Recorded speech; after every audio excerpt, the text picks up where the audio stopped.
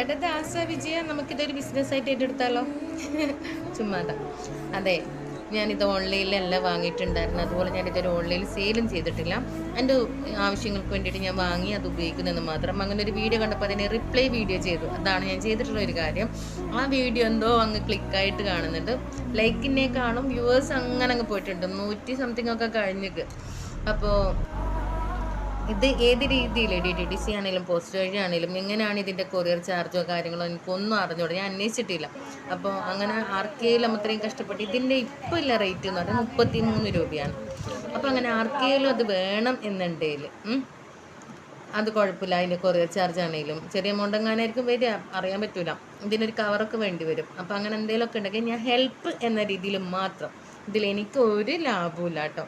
അപ്പോൾ അങ്ങനെ എന്തെങ്കിലും ഉണ്ടെങ്കിൽ ഇതിൽ നെഗറ്റീവ് ഒന്നും പറഞ്ഞു വരരുത്. അങ്ങനെ അത്രയും അത്യാവശ്യമുള്ള ആൾക്കാരുണ്ടെങ്കിൽ ഞാൻ അയച്ചുതരാം. ഓക്കെ.